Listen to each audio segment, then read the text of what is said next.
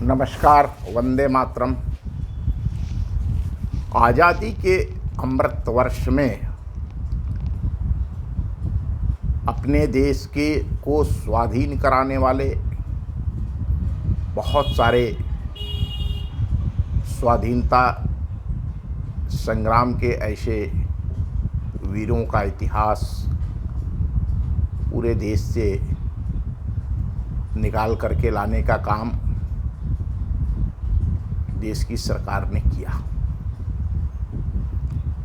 और ऐसे जो अनाम अज्ञात बलिदानी थे, सेनानी थे, ऐसे सारे लोगों के इतिहास निकलकर समाज के बीच आए। आज मैं बलिया जनपद के एक ऐसे स्वाधीनता के योद्धा की कहानी आप सभी को बताने के लिए उपस्थित हुआ हूँ, जिनका जीवन एक आदर्श रहा है। और आज इस कहानी को बताने के पीछे जो मूल रूप से प्रेरणा है वो ये है कि आज 11 जून उनकी पुण्यतिथि है। 11 जून 1997 को उनका देहावसान हुआ था। हम बात कर रहे हैं 1942 की क्रांति की।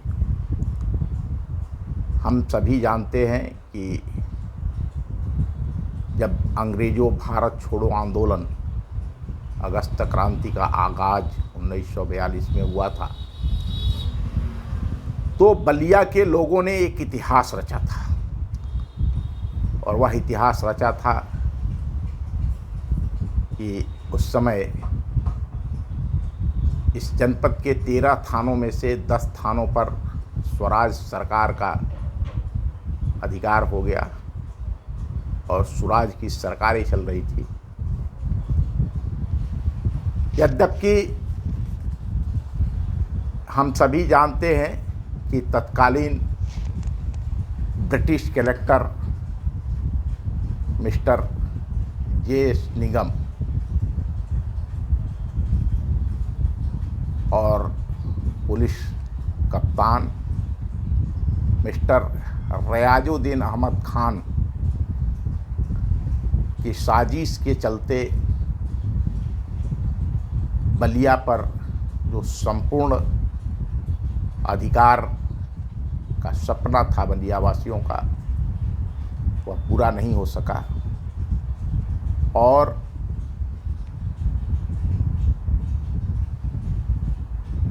कांग्रेस, तत्कालीन कांग्रेस अध्यक्ष को ढाल बना करके और तत्कालीन कलेक्टर ने बाहर से फोर्स मंगा लिया और 22/23 की रात में 1942 में 22 और 23 की रात में 22/23 की रात में नेदरसोल के नेतृत्व में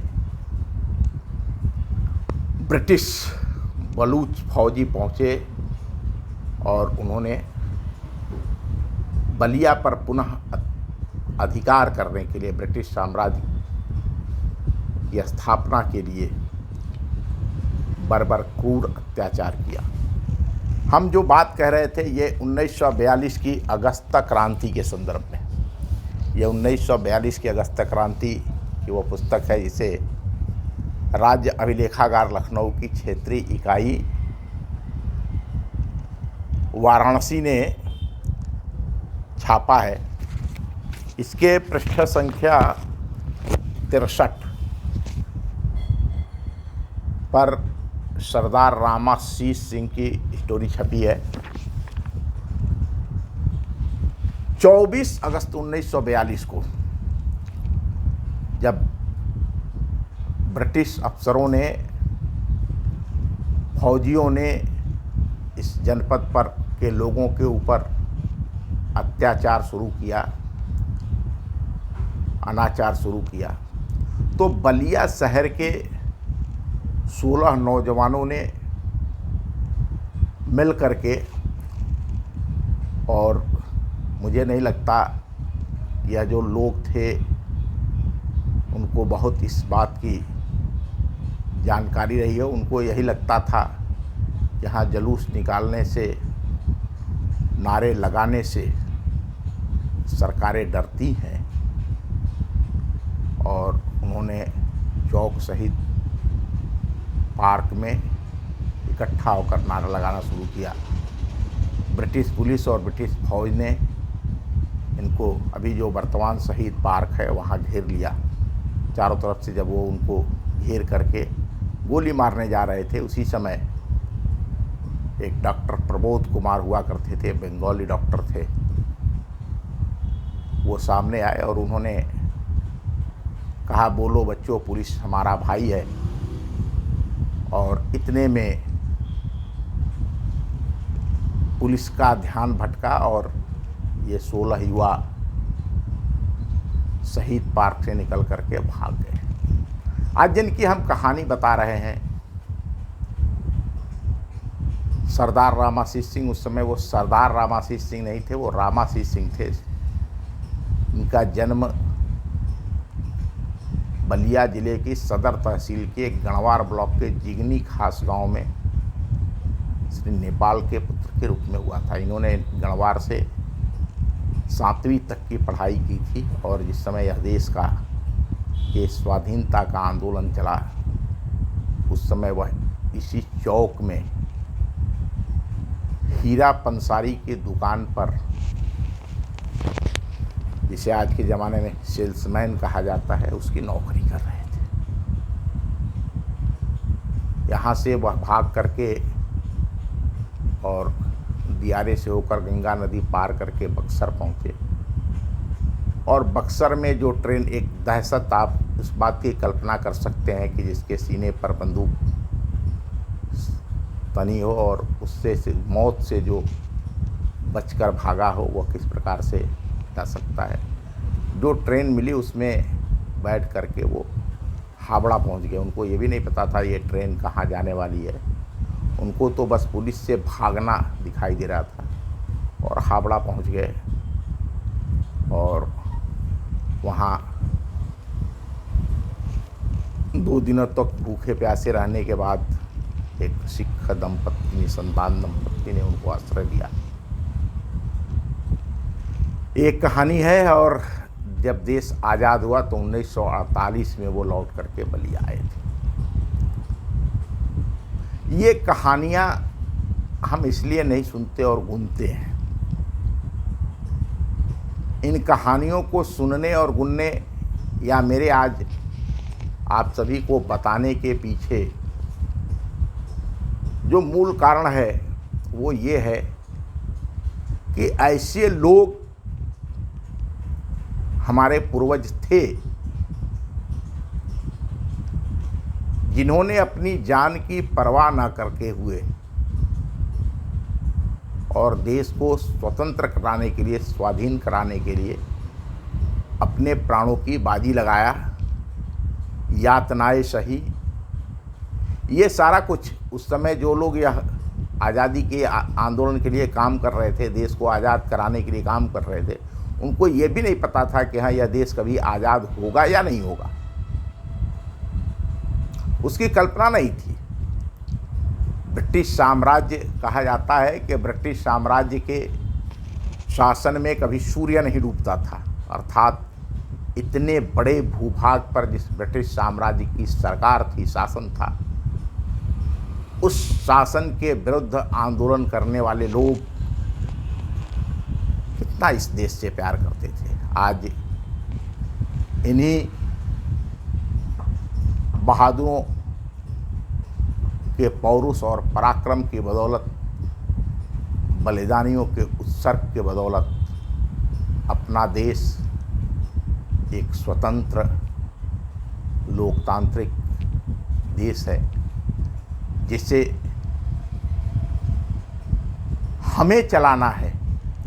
और बलिदानियों, सेनानियों के शौर्य और पुरुषार्थ को जब हम स्मरण करते हैं तो ये बातें ध्यान में आती हैं। मुझे एक घटना याद आती है एक बार हम लोग एक बस से सफ़र कर रहे थे और उसमें एक बूढ़े दादा थे। उन्होंने कहा कि ये जो अपना राज है इससे अच्छा अंग्रेज़ों का राज था।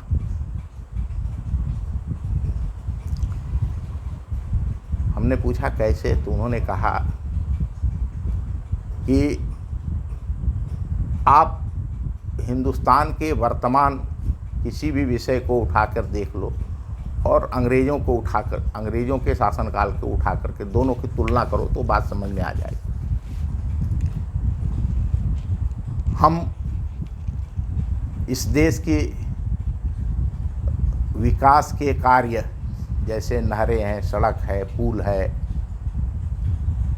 जो भी चीज़ें बनती हैं एक अंग्रेज़ों के द्वारा जो चीज़ें बनाई गई हैं।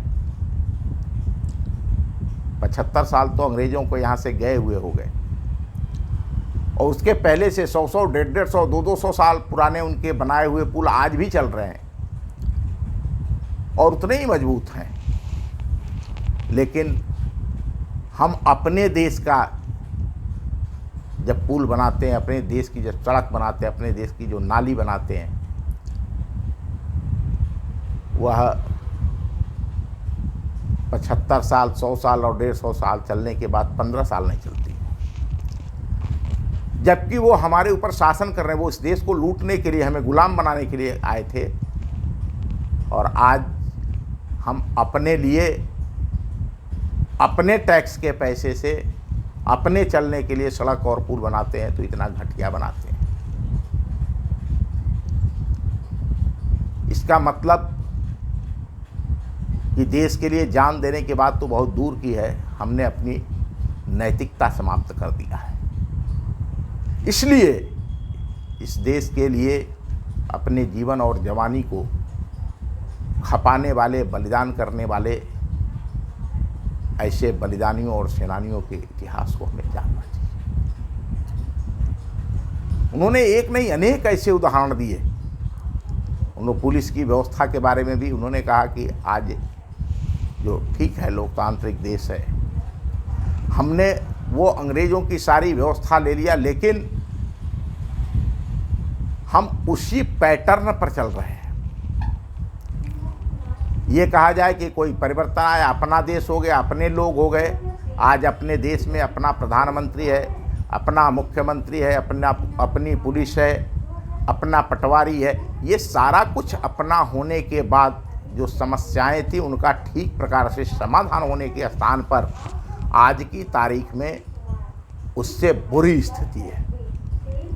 और इन बातों को ठीक करने के लिए अपने अंदर के इंसानियत को, अपने अंदर के भारतीय को जगाने के लिए हमें ये करना पड़ेगा, इनको जानना पड़ेगा कि किस प्रकार का उत्सर्ग और बलिदान दे करके इन लोगों ने इस देश को स्वाधीन कराया हमारे लिए। आज आप सोचिए जो परिस्थितियां हैं,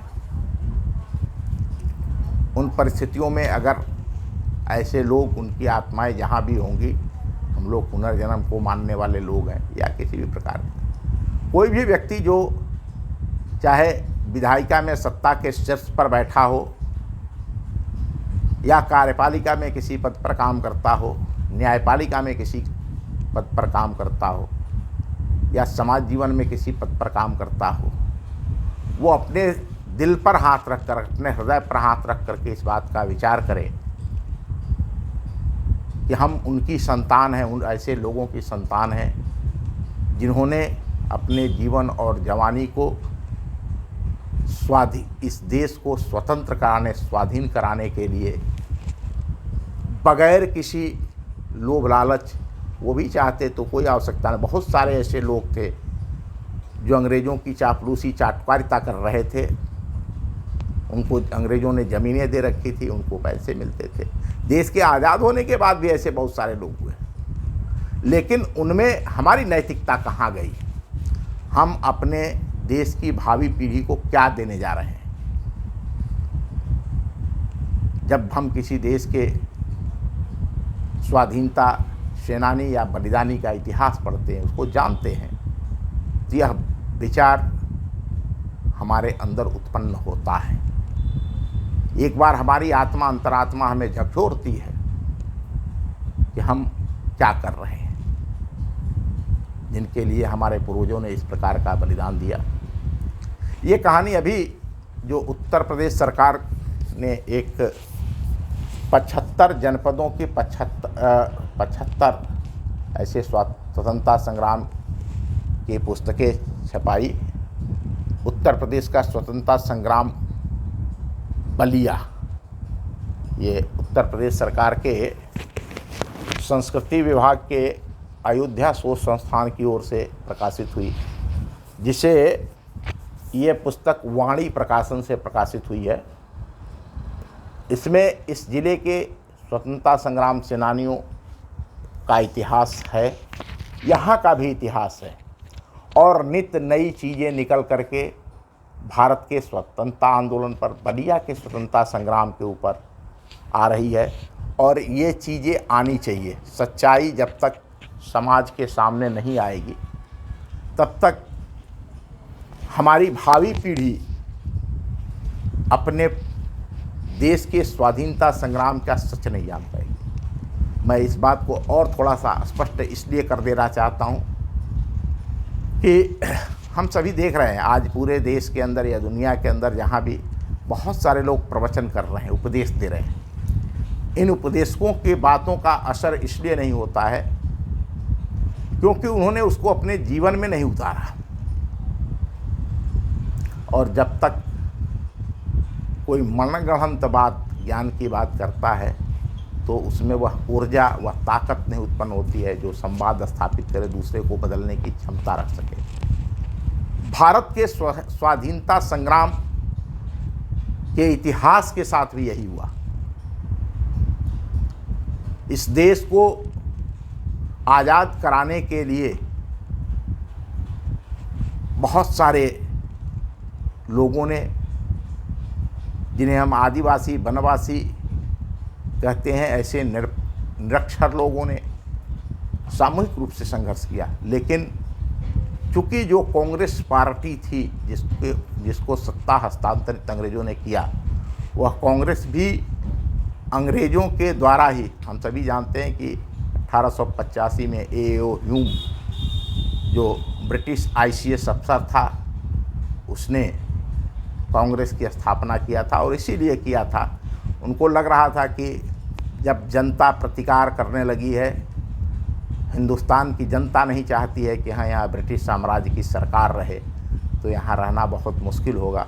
फिर उन्होंने एक डमी कांग्रेस पार्टी को खड़ा किया। वास्तव में वह अंग्रेज़ों की बी टीम थी और अंग्रेज़ों ने 15 अगस्त 1947 को अपने बनाए हुए राजनैतिक दल को सत्ता हस्तांतरित किया। इस विषय पर आज इस विवाद करने की आवश्यकता इसलिए भी नहीं है, सच जानना चाहिए। लेकिन अगर देखा जाए तो एक प्रकार से ठीक भी है। जो हम सशस्त्र विद्रोह कर रहे थे, जो हम सीधी लड़ाई लड़ रहे थे, उसमें उनके पास हथियार ज़्यादा थे, सत्ता का सूत्र उनके पास था, सत्ता का संचालन उसके पास था। हमारा नुकसान, अर्थात इस देश को आज़ाद कराने वाले बहादुर संगठनों का नुकसान अधिक हो रहा था। हमारे जवान मारे जा रहे थे अधिक। और एक प्रकार से यह सत्ता का परिवर्तन, हस्तांतरण उसने अपने ही संगठन, अपने ही बनाए संगठन कांग्रेस को किया। लेकिन रक्तपात कम हुआ, इस देश के लोगों को प्रताड़ना कम झेलनी पड़ी, यह एक उसका अच्छा भी ये है। लेकिन वह सच आना चाहिए और यह सच धीरे धीरे देश के सामने आ रहा है। मैं इस देश के स्वाधीनता के लिए काम करने वाले, मैं थोड़े शब्दों में उन्होंने यहाँ बलिया ज़िले में एक कील मजदूर संघ का नाम का संगठन भी बनाया। 48 में यहाँ आने के बाद सब कुछ बदल चुका था। हम सभी जानते हैं कि 42 से 48 बीच में 47 बंगाल सबसे अधिक उपद्रवग्रस्त था जब देश का बंटवारा हुआ और लोगों के पास कोई संसाधन नहीं थे। फिर उन्होंने यहाँ आकर के और उधारी पर लेकर के नाक कील बेचने का काम शुरू किया, कुछ समय तक काम किया और फिर एक कील मजदूर नाम से संगठन भी बनाया जिसका उन्होंने आजीवन नेतृत्व किया। और इस जनपद के अंदर एक आर्थिक, इस शहर के लगभग 500 परिवारों को रोजी रोटी के का साधन था। यह संगठन एक कुटीर उद्योग के रूप में बलिया ने उसकी पहचान बनाई, यद्यपि यह कुटीर उद्योग भी आज मृतसा हो गया है। गोरक्षा आंदोलन में उन्होंने काम किया। उसके बाद राष्ट्रीय स्वयंसेवक संघ से जुड़े, इस राजनीतिक संगठन भारतीय जनसंघ से जुड़े, जिसके नगर मंत्री भी रहे। ऐसे स्वाधीनता संग्राम से लेकर के और देश के सामाजिक जीवन में काम करने वाले परम पूज्य सरदार रामाशीष सिंह जी को उनके 26वीं पुण्यतिथि पर मैं सादर नमन करता हूँ, वंदन करता हूँ और अपेक्षा करता हूँ, आप सबसे भी अपेक्षा करता हूँ कि अपने स्वाधीनता संग्राम सेनानियों के बारे में जितना भी आप जान सकते हैं आपको जानना चाहिए, उनके आदर्शों को अपने जीवन में आत्मसात करना चाहिए। वंदे मातरम। भारत माता की जय।